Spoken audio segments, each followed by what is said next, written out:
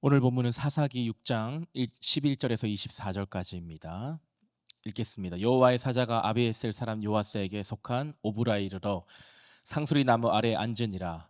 마침 요아스의 아들 기드온이 미디안 사람에게 알리지 아니하려 하여 밀을 포도주 틀에서 타작하더니 여호와의 사자가 기드온에게 나타나 이르되 큰 용사여 여호와께서 너와 함께 계시도다 하며 기드온이 그에게 대답하되 오 나의 주여 여호와께서 우리와 함께 계시면 어찌하여 이 모든 일이 우리에게 일어났나이까. 또 우리 조상들이 일찍이 우리에게 이르기를 여호와께서 우리를 애굽에서 올라오게 하신 것이 아니냐 한 그 모든 이적이 어디 있나이까. 이제 여호와께서 우리를 버리사 미디안의 손에 우리를 넘겨 주셨나이다 하니 여호와께서 그를 향하여 이르시되 너는 가서 이 너희의 힘으로 이스라엘을 미디안의 손에서 구원하라. 내가 너를 보낸 것이 아니냐 하시니라. 그러나 기드온이 그에게 대답하되 오 주여 내가 무엇으로 이스라엘을 구원하리이까. 보소서 나의 집은 므낫세 중에 극히 약하고 나는 내 아버지 집에서 가장 작은 자니이다 하니 여호와께서 그에게 이르시되 내가 반드시 너와 함께하리니 내가 미디안 사람 치기를 한 사람을 치듯 하리라 하시니라. 기드온이 그에게 대답하되 만일 내가 주께 은혜를 얻었사오면 나와 말씀하신 이가 주 되시는 표징을 내게 보이소서. 내가 예물을 가지고 다시 주께로 와서 그것을 주 앞에 드리기까지 이곳을 떠나지 마시기를 원하나이다 하니 그가 이르되 내가 너 돌아올 때까지 머무르리라 하니라. 기드온이 가서 염소 새끼 하나를 준비하고 가루 한 에바로 무교병을 만들고 고기를 소쿠리에 담고 국을 양푼에 담아 상수리 나무 아래 그에게로 가져다가 드리매 하나님의 사자가 그에게 이르되 고기와 무교병을 가져다가 이 바위 위에 놓고 국을 부으라 하니 기드온이 그대로 하니라. 여호와의 사자가 손에 잡은 지팡이 끝을 내밀어 고기와 무교병에 대니 불이 바위에서 나와 고기와 무교병을 살랐고 여호와의 사자는 떠나서 보이지 아니한지라. 기드온이 그가 여호와의 사자인 줄을 알고 이르되 슬프도소이다. 주 여호와여 내가 여호와의 사자를 대면하여 보았나이다 하니 여호와께서 그에게 이르시되 너는 안심하라. 두려워하지 말라. 죽지 아니하리라 하시니라. 기드온이 여호와를 위하여 거기서 제단을 쌓고 그것을 여호와 샬롬이라 하였더라. 그것이 오늘까지 아비에셀 사람에게 속한 오브라에 있더라. 아멘. 하나님 아버지, 오늘 주일입니다. 오늘 이 말씀으로 말씀하여 주시옵소서. 듣겠습니다. 예수 그리스도 이름으로 기도드립니다. 아멘. 오늘 본문은 기드온을 사사로 부르시는 장면입니다. 예수님이 제자를 부르실 때도 그랬지만 완전하고 온전해서 부르신 게 아니에요. 부족함 투성이지만 제자로 먼저 부르시고 오래 참음으로 양육하시고 사도로 보내셨습니다. 기드온도 이 부족함 중에 사사로 콜링을 하신 겁니다. 근데 오늘 본문 앞절을 보니까 이 기드온이 포도주 틀에서 이제 밀을 타작하고 있는 거예요. 근데 뒷부분을 보니까 이 기드온이 여호와를 위하여 당당히 제단을 쌓고 여호와 살롬, 여호와는 평강이시다라는 고백하는 이제 기드온의 모습을 볼 수 있습니다. 이 말씀 보니까 지난 한 주 이 포도주 틀에 있는 기드온처럼 우리 모두가 이 세상의 틀에 이렇게 매여 있다가 부름을 받았어요. 오늘 이 주일 예배를 통하여서 우리 모두가 여호와 이 샬롬을 고백하기를 원하는데요. 그렇다면 어떻게 우리가 이렇게 샬롬, 이 평강, 평안을 고백하는 인생이 되게 하실지 두 가지로 한번 생각해 보겠습니다. 우리가 샬롬의 고백을 하는 인생이 되게 하시는데 어떻게 가능하냐면 첫 번째, 하나님께서 포기치 않으시고 계속적으로 말씀하시기 때문입니다. 우리가 샬롬의 고백을 하는 인생이 되게 하시는 것은 하나님께서 포기치 않고 계속 말씀을 하시기 때문에 우리 11절 보면요, 여호와의 사자가 아비에셀 사람 요아스에게 속한 오브라에 이르러 상수리 나무 아래에 앉으니라. 마침 요아스의 아들 기드온이 미디안 사람에게 알리지 아니하려 하여 밀을 포도주 틀에서 타작하더니, 자, 여호와의 사자가 요아스라는 사람의 집에 있는 상수리 나무에 와서 앉았다고 합니다. 그때를 한번 생각해 보십시오. 그의 기드온의 아버지가 이 요아스인데, 요아스라는 이름의 뜻이 여호와는 강하시다, 여호와께 속했다. 그의 이름만 보면 정말 하나님에 대한 신앙이 확실해 보입니다. 그런데 뒤에 내일 본문인데 25절에 보면요, 이 요아스의 집에는 바알 제단과 아세라 상들이 있었습니다. 이름은 분명 하나님에 대한 신앙인인데 실제 그의 삶은 온갖 우상을 섬기는 모습이라는 겁니다. 이 부모가 신앙의 본을 보이지 못하면 자녀가 평강을 누리지 못하는 건 너무나도 당연합니다. 이 하나님이 아닌 미디안을 오히려 두려워하고 그래서 우상을 섬기는 모습을 자녀에게 보여주고 있으니까 이 기드온이 무엇을 두려워해야 하는지 알 리가 만무합니다.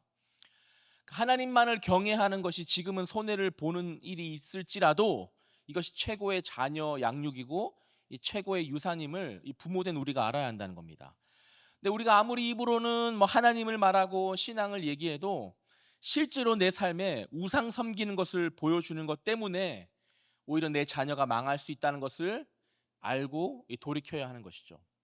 그렇게 요아스의 아들 기드온에게 여호와의 사자가 오늘 찾아왔습니다.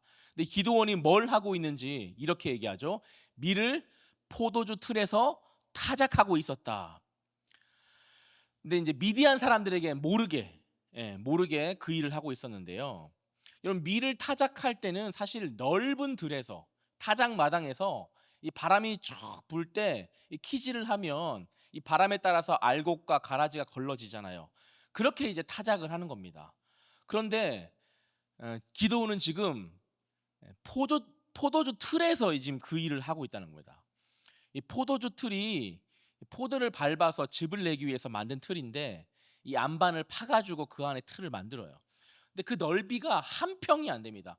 보통 2제곱미터, 그러니까 찾아보니까 한 0.6평, 0.7평 아주 작은 그 안에서 지금 막 밀을 타작하는 겁니다. 얼마나 힘들었을까요? 근데 왜 그랬냐면 미디안이 볼까봐, 그러니까 미디안에게 이 모든 밀을 빼앗길까봐 괴로워서 지금 그 안에 숨어서 타작을 하고 있는 겁니다. 그러니까 얼마나 힘들게 타작을 하고 있을까요? 또 얼마나 두려운 마음을 가지고 이 타작을 하고 있을까요? 그렇다고 이 타작을 안 할 수도 없어요. 또 해야 돼, 먹고 살려면. 도망칠 수도 없고 겨우겨우 타작하면서 살아가는 기드온에게 찾아와서 이제 말씀을 하시는 겁니다. 12절, 여호와의 사자가 기드온에게 나타나 이르되 큰 용사여 여호와께서 너와 함께 계시도다 하매. 지금 상황이 너무 찌질한데 이제 큰 용사라고 부르는 겁니다. 요즘 말로 하면 이제 기드온이잖아요. 그러니까 요즘 말로 하면 장군이지 않습니까? 기장군 이렇게 부르는 겁니다. 상황으로 보면 참 말도 안 되는 일이죠. 근데 하나님은 현상을 보고 말하는 게 아니라 아직 그에게 나타나지 않았지만 그의 정체성과, 하나님은 말씀하시는 분이니까 그의 말씀대로 되는 분이니까 그의 말씀대로 이제 용사로 되어질 것이기 때문에 미리 그렇게 부르고 계신 겁니다. 이 속썩이는 자녀를 우리는 문제아라고 부르지 않고 보석이라고 부릅니다. 근데 그 고백처럼 우리 자녀들이 상처가 별이 되어서 반짝반짝 빛이 나는 보석과 같은 삶을 살아요. 우리는 남편을 먼지 같은 남편이라고 부르지 않고 우리 집 기둥, 우리 집 머리라고 부릅니다. 이 믿음의 고백대로 하나님이 정말 그 역할을 하게 하세요. 그래서 오늘 우리가 적용으로 우리 정말 너무 찌질하고 힘들게 보이지만 여호와의 사자가 부른 것처럼 우리 아들 최장군, 박장군, 용사, 김용사, 이용사 이렇게 좀 적용해 보면 좋을 것 같아요. 근데 여호와의 사자가 이렇게 불러도 들을 준비가 되어 있지 않은 기드온은 오히려 반박하고 불신합니다. 기드온은 우상을 섬기는 부모의 영향 때문인지 오히려 하나님이 우리를 버렸다라고 생각합니다. 태평한 시대에 여호와의 목전에서 악을 행한 그들을 돌이키라고 미디안의 손에 넘겨주신 것은 맞지만 절대로 하나님은 그들을 버리시진 않았습니다. 그런데 기드온은 이 엉뚱한 확신으로 하나님이 버리셨다라고 말해요. 이렇게 자기만의 확신을 가지고 있는 사람을 보면 우리는 막 더 이상 얘기하기 싫어요. 아유, 그렇게 생각해라 라고 돌아설 때가 많은데 우리 하나님은 이런 기드온을 나무라지 않으시고 인내하시면서 또 계속해서 말씀하십니다. 뭐라고요? 14절에 여호와께서 그를 향하여 이르시되. 근데 뒤에 보니까요 16절에도 여호와께서 그에게 이르시되. 하나님 계속 그냥 말씀하세요. 너가 이제 너의 힘으로 미디안에서 손에서 구원하라 라고 또 말씀하세요. 하나님을 제대로 믿지도 않는데 이제 엄청난 사명에 또 말씀을 해주시는 거예요. 그랬더니 이제 본인이 얼마나 부족한지 약한지 이렇게 핑계를 댑니다. 하나님 마치 모세를 부르셨을 때처럼 계속해서 기드온에게 말씀을 하시고 또 말씀하세요. 이제 내가 너와 함께하기 때문에 너가 하나님이 함께하시는 큰 용사라고 말씀을 하십니다. 기드온이 어떤 상황이었어요? 아무도 찾지 못할 거라고, 또 아무도 알지 못할 거라고 꽁꽁 그 좁은 틀 안에서 타작을 하고 있는 기드온인데, 우리도 두려운 게 많고 괴로운 게 많아서 정말 꽁꽁 숨어 타작질을 하고 있죠. 도망칠 수도 없고 죽을 수도 없어서 누가 알아주지 않아도 이 좁은 틀 안에 타작질을 하는 우리를 주님은 찾아오십니다. 오늘 본문을 보니까 이 포도주 틀 안에서 힘겹게 타작질하는 이 기드온이 이제 제 딸과 이제 오버랩이 되더라고요. 제 딸이 이제 학교를 자퇴하고 요즘 이제 독서실을 다니는데, 친구를 참 좋아하는 딸이 친구들이랑 얘기하고 놀러 다니고 여기저기 다니고 학교 생활을 해야 할 때인데, 사실 이제 아침부터 밤까지 하루 종일 혼자 한 평도 안 되는 이 독서실 책상에서 공부를 하려니까 참 여간 어려운 일이 아닐 것 같아요. 독서실에 이렇게 가는데 공부를 하는지 뭘 하는지 제가 어떻게 다 일일이 알겠습니까? 또 무슨 마음으로 가고 있는지 제가 또 어떻게 다 속속히 알겠습니까? 그래서 이게 타작질하는 이 기도원을 보니까 제 딸이 생각이 나는 거예요. 기도밖에 안 나오는 것 같습니다. 주여, 기도원에게 함께 해주신다고 말씀해 주신 것처럼 주님이 함께 해주십시오. 주님이 함께 있다고 우리 딸이 알게 도와주십시오. 이런 기도가 나와요. 근데 하루는 우리 딸이 그러더라고요. 자기가 교복을 입고 다닐 때는 전혀 몰랐는데 교복을 못 입으니까 이 교복 입은 애들이 부러워, 이런 얘기를 하더라고요. 자신이 너무 초라하게 여겨지는 그 순간에도 큰 용사여라고 부르시는 주님을 만난다면 지금의 상황이 그래도 오히려 축복이겠죠. 또 감사한 거는 공부를 시작하기 전에 큐티를 그래도 꾸준히 한다고 합니다.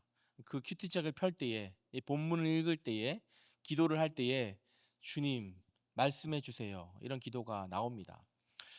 여전히 우리 모두에게 하루 종일 말할 사람이 없는 직장에서, 말이 안 통하는 식구가 있는 그 가정에서, 정말 언제 붙을지 모르는 그 직장의 입시와 대학의 입시를 준비하는 그 독서실에서, 정말 마음 놓고 말할 상대가 없는 그냥 외로움의 그 내방에서 여전히 타작질을 하고 있는 우리 모든 성도님들에게 주님 말씀으로 찾아가셔서 내가 너와 함께 있다, 이 음성을 들을 수 있는 오늘 주일이 됐으면 좋겠습니다.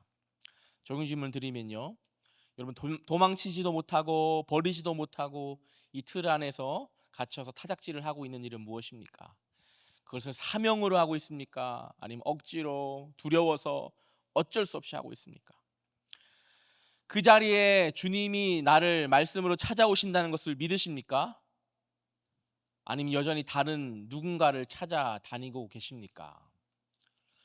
자, 샬롬을, 이 평강을 고백하는 인생이 되게 하기 위해 두 번째로 바위에서 불이 나오는 징조를 통하여서 말씀이 들려야 합니다. 우리 17절 18절 보면요, 기드온이 그에게 대답하되 만일 내가 주께 은혜를 얻었사오며 나와 말씀하신 이가 주 되시는 표징을 내게 보이소서. 이제 몇 차례 계속되는 말씀에도 믿음이 안 생기는 기드온이니까 자기 앞에 있는 이 여호와의 사자가 하나님인지 아닌지 나한테 표징으로 좀 알려달라고 간구합니다. 이제 여호와의 사자가 단순히 천사가 아니라, 이 여호와의 사자가 중간에 보면 여호와의 사자가 말했다, 여호와께서 이르셨다라는 것으로 바뀌는 것을 볼 때에 이 여호와의 사자는 눈에 볼 수 있도록 나타난 하나님의 임재, 하나님의 현현이라고 신학자들이 얘기하더라고요. 근데 이제 기드온은 이거를 모르겠다는 거예요.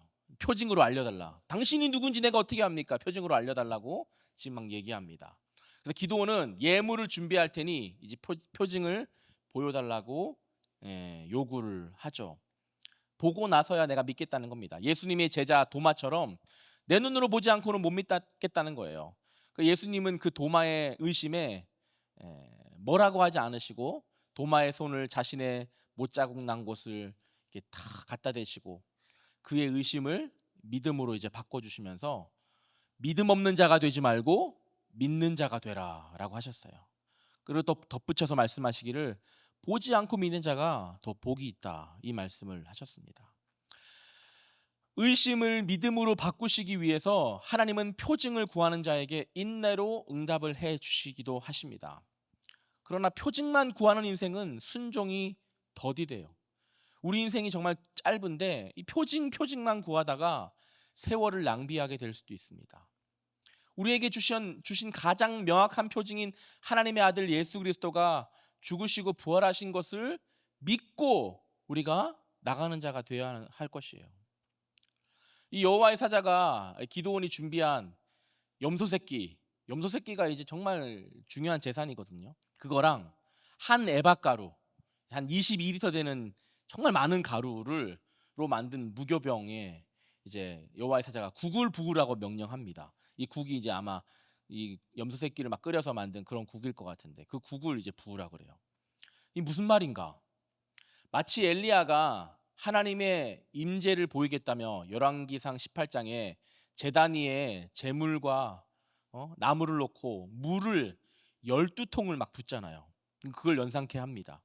이 사람이 붙이는 불로는 절대로 태울 수 없는 그 상황을 놓고 엘리야가 기도를 하죠. 여호와여, 주는 이스라엘의 하나님이신 것과 내가 주의 종인 것과 내가 주의 말씀대로 이 모든 일을 행하는 것을 알게 하여 주옵소서. 이 기도를 드리는데 응답으로 여호와의 불이 내려서 번제물과 나무를 다 태우고 도랑의 물까지 다 태우게 되잖아요. 마치 이런 것처럼 이 기도원 앞에 놓여진 이 제물, 이 무교병에 막 국이 막 척척척 부어진 상황입니다. 물에 막 국에 적셔져서 이 제물에 불을 붙일 수 없는 상황에서 갑자기 바위에서 불이 나와 고기와 무교병을 살르게 된 겁니다. 그러니까 하나님의 임재가 아니면, 하나님이 아니고서는 일어날 수 없는 표정인 거예요. 하나님의 불이 아니고서는 도저히 설명이 안 되는 그 일이 일어난 것입니다. 그때 기드온이 고백을 합니다. 22절. 기드온이 그가 여호와의 사자인 줄 알고 이르되 슬프도소이다. 주 여호와여, 내가 여호와의 사자를 대면하여 보았나이다. 정말 눈앞에서 말도 안 되는 표징의 사건이 벌어지니까 기드온이 그동안 나의 주라고 외쳤던 그 고백을 이제 주 여호와여라는 이제 고백이 나온 겁니다. 그때 23절에 말씀하시죠. 여호와께서 그에게 이르시되 너는 안심하라, 두려워하지 말라, 죽지 아니하리라 하시니라. 그동안 이제 계속 이르셨던 말씀에는 아니라고 반박하고 못 믿겠다고 하더니 이제야 기드온이 하나님이 이르신 말씀, 안심하라, 이 샬롬의 말씀이 들렸습니다. 두려워하지 말라, 죽지 아니하리라, 이제야 말씀이 들렸습니다. 이제 그 말씀이 들리고서야 이 두려움에 떨어 포도주 틀 안에 있던 기드온이 이제는 미디안이 보던 안 보던 여호와를 위하여 당당히 그 자리에 막 제단을 쌓는 거예요. 그리고 이곳이 여호와 샬롬, 하나님이 평강이시다, 하나님이 평화시다, 하나님이 임하셨다, 하나님이 함께 하신다, 이 명확한 외침을 하게 됩니다. 우리에게 주시는 메시지가 너무 명확하죠. 평강은 상황이 아니라 하나님의 임재입니다. 하나님이 하신 일이라는 것 외에는 설명이 안 되는 표정이 우리에게 있습니다. 그걸 통해 우리는 하나님만을 경외하는 것을 배워야 해요. 세상을 두려워하는 우리에게 하나님만을 경외할 때 주시는 평강을 주님이 누리라고 하시는 겁니다. 제 딸이 이제 등교 중지 기간을 가졌었는데 열심히 상담을 받고 정신과 치료도 받고 큐티도 열심히 하면서 이제 정말 이렇게 회복이 되어가는 것을 우리가 봤습니다. 이 병원에서도 친구 관계의 상실감으로 인한 일시적인 현상으로 보이고, 학교에 돌아가서 친구들과 좋은 교우 관계를 가지는 것이 훨씬 더 좋겠다는 소견서를 작성해 주셨어요. 이제 한 달 반 동안 이제 포도주 틀에 갇혀 있던 기드온처럼 집에서 시간을 보냈던 딸은 다시금 학교에 가기 위해 이제 복귀 신청서를 냈습니다. 몇 차례 심사와 면담을 통하여서 이제 최종 학교의 통보를 기다리고 있었어요. 이제 학교에 돌아가서는 어떤 충동 행동을 하지 않을 뿐더러 이 친구들과 이제 정말 경계를 지키고 잘 지낼 거라고 우리 딸도 우리 모두 생각하면서 학교 돌아갈 날짜를 기다리고 있었습니다. 그런데 학교에서는 복귀를 받아들일 수 없다고 통보했어요.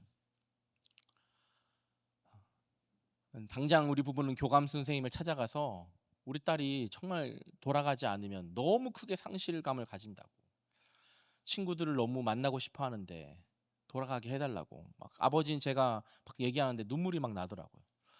무릎까지 내가 막 꿇어야 되나 이런 생각도 들으면서 무릎을 꿇을까?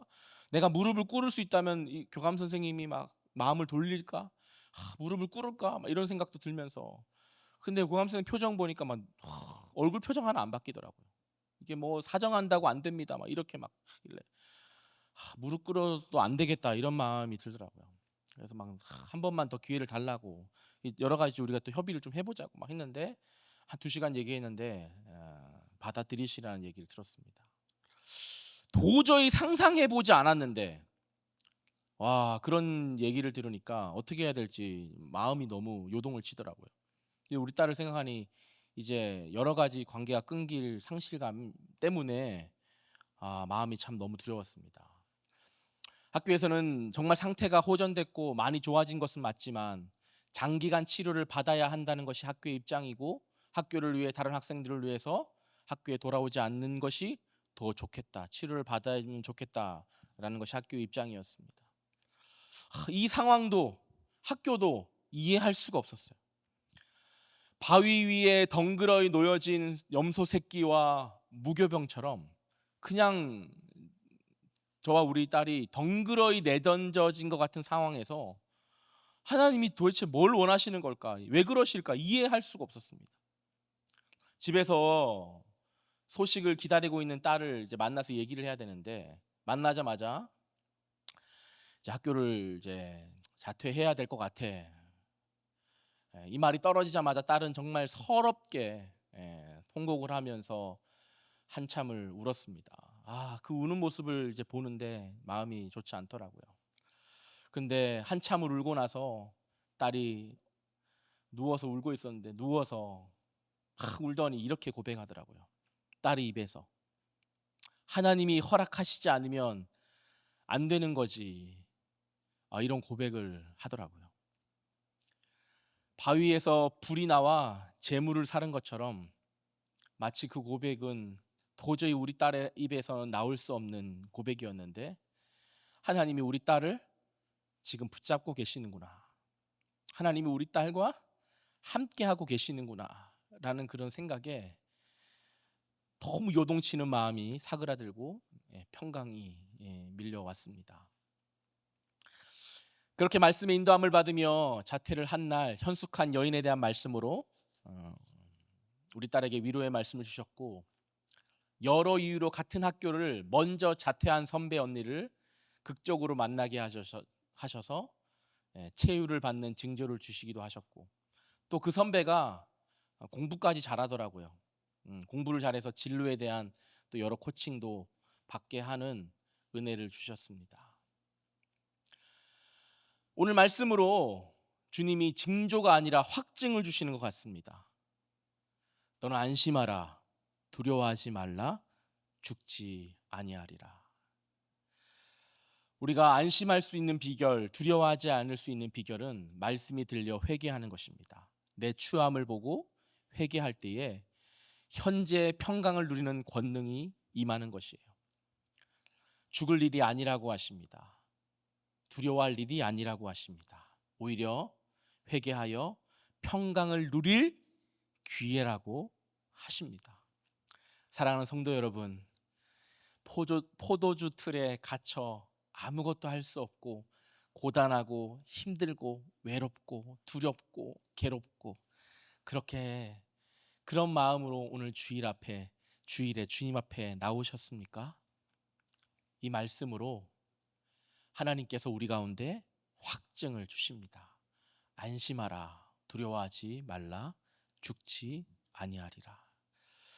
우리가 할 일은 회개하여 주님 앞에 서는 일 뿐입니다. 그럴 때에 하나님이 우리를 죽을 일이 아니라 정말 살리는 일로 우리를 인도하실 것이라고 믿습니다.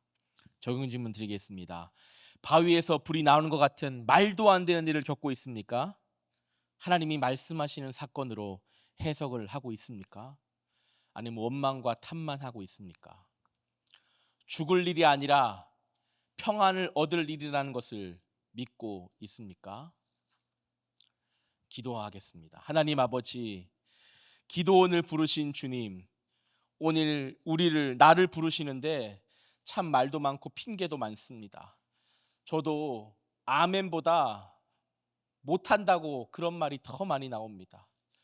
내가 드러날 수 있는 일은 한다고 하고 내 약함과 부족함이 드러나는 일은 못한다고 하는 제가 이기적인 인생입니다. 사명이 아니라 야망을 따라 결국에는 사망으로 갈 인생인데, 기드온에게 찾아오셔서 큰 용사여라고 부르시는 그 음성이 우리를 향한 음성인 줄로 믿습니다.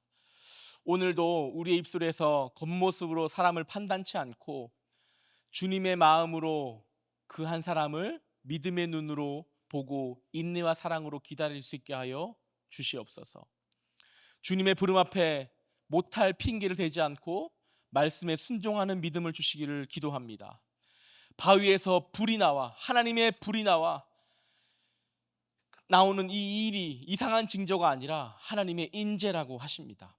도저히 이해되지 않는 상황과 사람들을 통하여 주님의 임재를 경험하고 평강을 누리라고 하시는 주님의 뜻을 알아차릴 수 있는 영적인 눈을 열어 주시옵소서. 포기치 않으시고 하나님은 또 말씀하시고 또 말씀하시고 징조까지 주시는 우리를 인내하시는데, 금세 포기해버리는 우리의 약함을 용서해 주시옵시고 주님의 인내로 그 한 사람을 품게 하여 주시옵소서. 두려워 떨고 있는 그 자리가 여호와 샬롬의 자리라고 하십니다. 들 안에 갇혀 사는 우리를 불러 평강을 누리라고 하시니 하나님만을 경외하기를 결단합니다. 주여, 오늘 우리에게 하늘의 평강을 허락하여 주시옵소서. 포도주 들 안에 갇혀 있는 우리를 불쌍히 여겨 주시옵시고 하나님, 우리를 부르시는 그 음성 앞에 우리 가서 주여, 연약합니다, 주여 불쌍히 여겨주시고 주여 두려워 떨고만 있는 나를 용서하여 주시고 우상을 찾고 돌아다니는 우리를 불쌍히 여겨주셔서 주여, 우리 가운데에 제단을 쌓아 여호와를 샬롬이라고 고백할 수 있는 평강을 누리는 우리 모두가 되게 하여 주시옵소서. 주여, 두려워하는 우리 가운데에 안심하라는 주의 음성을 들리게 도와 주시옵소서. 국내외 싱크트립을 통하여 사람 살리는 평강을 전하게 하여 주시길 원합니다. 진짜 회개하여 진짜 평강을 누리게 하여 주시옵소서. 후회만 하여 가짜 평강을 누리지 않게 하여 주시옵소서. 교육국의 큐페를 통하여 다음 세대가 다른 세대가 되지 않고 말씀으로 살아나는 다음 세대가 되게 하여 주시옵소서. 차별금지법 같은 악법을 막아주시고 태아생명보호법이 제정되게 하여 주시옵소서. 담임 목사님의 영역을 강건케 하여 주시고 모든 결정과 문서 방송 사역 위에 성령의 이름을 부어 주시옵소서. 오늘 주의를 통하여 그 한 사람 그 한 가정을 살려주시고 안심하라 죽지 아니하리라는 말씀을 통하여 하루를 살아내게 하여 주시옵소서. 오늘도 부어주실 그 은혜를 기대하오며 감사드리며 예수 그리스도 이름으로 기도드립니다. 아멘. 우리 계속해서 가져오신 기도 제목을 가지고 주님께 기도하며 나가겠습니다.